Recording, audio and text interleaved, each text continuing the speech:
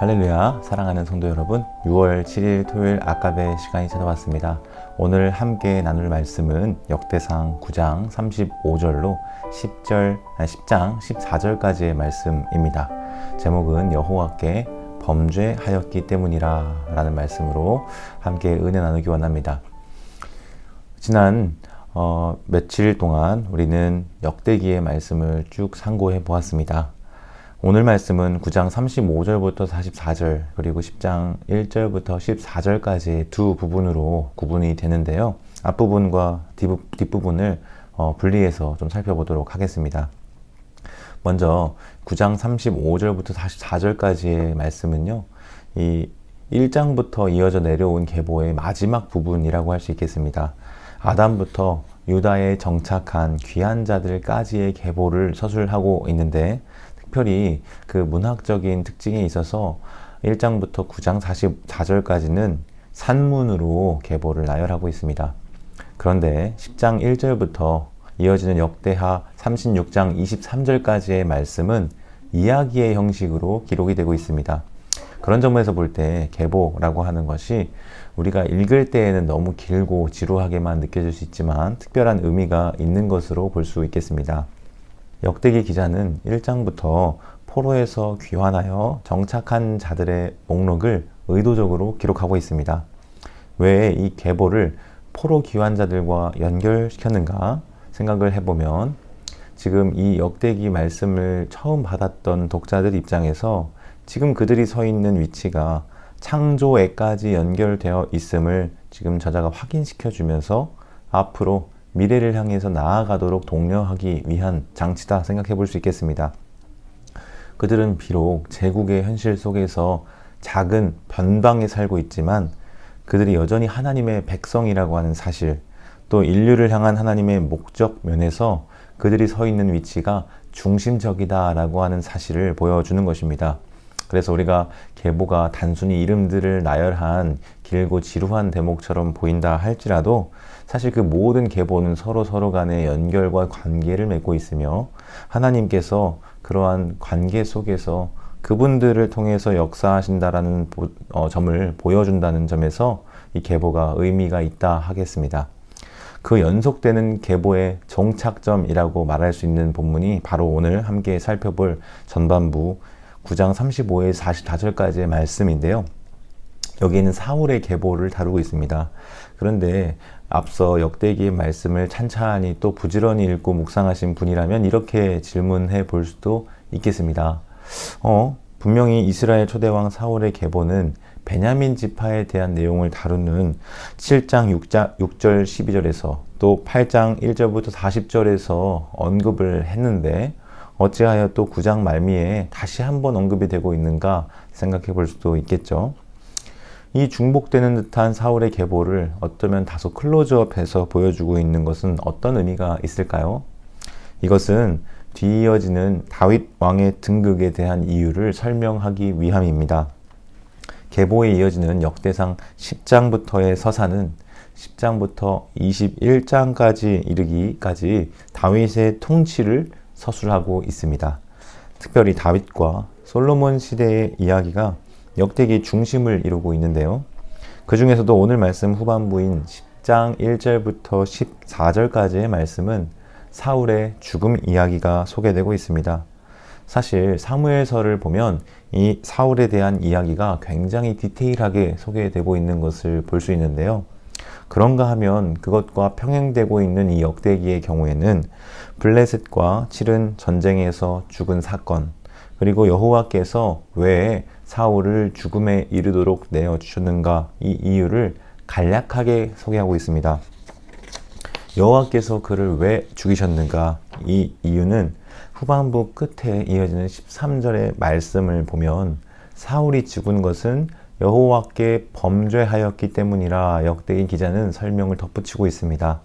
그것이 이어지는 구체적인 사항을 통해서 뒷받침되는데요. 그가 여호와의 말씀을 지키지 아니하였고 신접한 자에게 가르치기를 청하였고 14절에 또 여호와께 묻지 않았으므로 여호와께서 사울을 죽이시고 그 나라를 이새의 아들 다윗에게 넘겨주셨노라 라고 기록하고 있습니다. 여기서 13절에 여호와께 범죄하였기 때문이라 라고 하는 그 번역 구문은 직역하면 여호와께 신실하지 못했기 때문이라 라고 옮길 수 있습니다. 그러니까 여호와께 신실하지 못한 행동, 그것이 구체적으로 말씀을 지키지 않음과 또 신접한 자에게 가르치기를 청한 것으로 언급이 되고 있습니다. 여러분, 이것은 무엇을 보여줍니까? 여호와께서 세운 왕이라 할지라도 여호와께 불순종하고 또 여호와께 구하지 않고 다른 신에게 구한다면 하나님의 징계를 받는다라는 사실을 보여주는 것입니다. 사랑하는 성도 여러분, 여기서 하나님이 우리를 향해 주시는 메시지를 하나 발견할 수 있습니다.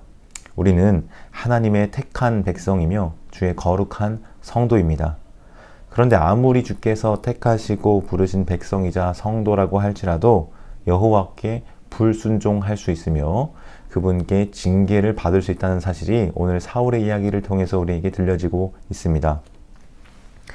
여호와 아닌 다른 신에게 청하고 구할 수도 있고요. 그런데 그 결과를 통해 우리가 무엇을 알 수 있는가? 하나님으로부터 징계를 받을 수 있구나라는 사실입니다. 이것은 우리에게 굉장한 경각심을 불러일으킵니다. 그리고 아마 이 역대기서의 1차 독자였을 포로기 성도들에게 있어서도 자신들의 지난 역사를 되돌아보게 하였을 것입니다.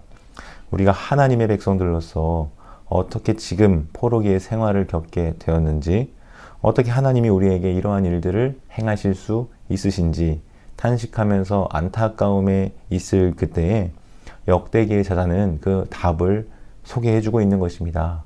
여호와께 신실하지 못하였으므로. 다른 신에게 청하는 삶을 지속하면 하나님이 그를 치신다. 하나님의 말씀을 지키지 않으면 하나님이 그를 치신다. 그를 징계하신다 라고 하는 메시지 말이죠.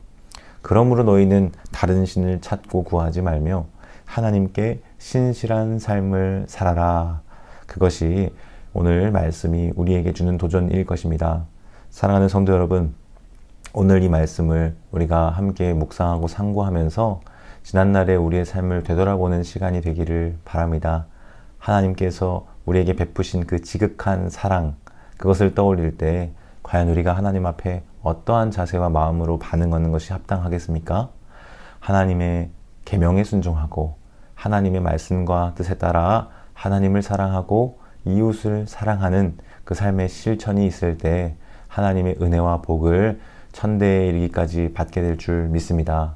그러나 기억할 것은 이 무조건적인 언약 속에 동시에 흐르고 있는 한 선율이 있는 것이죠. 그것은 바로 이 율법과 계명을 지키라고 하는 조건적 언약의 성격입니다.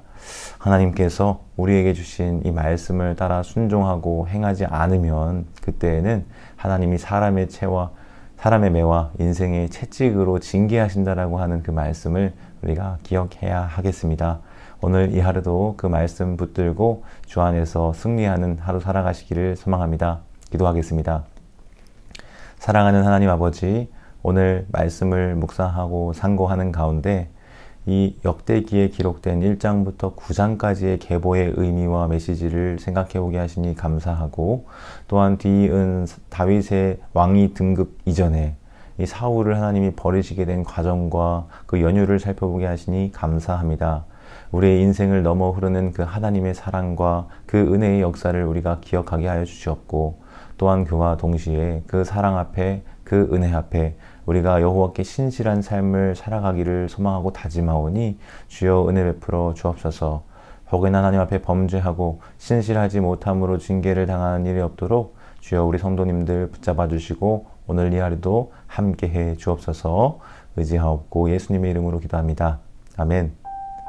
오늘도 말씀과 더불어 동행하는 한 날 되시기 바랍니다.